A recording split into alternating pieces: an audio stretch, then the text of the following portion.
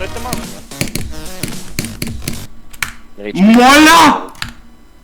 къде умря, бе? Ringo Force има един wave, брат. Swinging these nuts. The freaky Моля! limbo battle, I guess, I don't know. Брат, Memory беше измислено от Аконакон. Буквално. Back of cereal boxes. Какво става, бе? Виждали си Goldbird? Based after based. Това може би е най-доброто му ниво. Виждали си Да, Goldbird? Чай да го намеря. Буба лампа жълто му е най-доброто ниво. Забравих се буба лампа.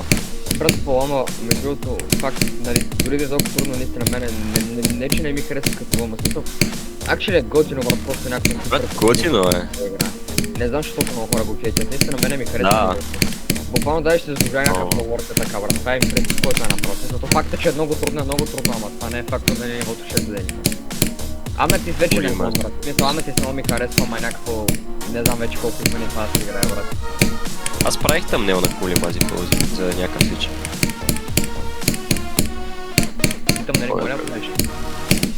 Да. Обаче някакво мога да правя хубав на всеки 5 тъмнела, примерно, или 3. Защото, не знам, брат, това е правилото.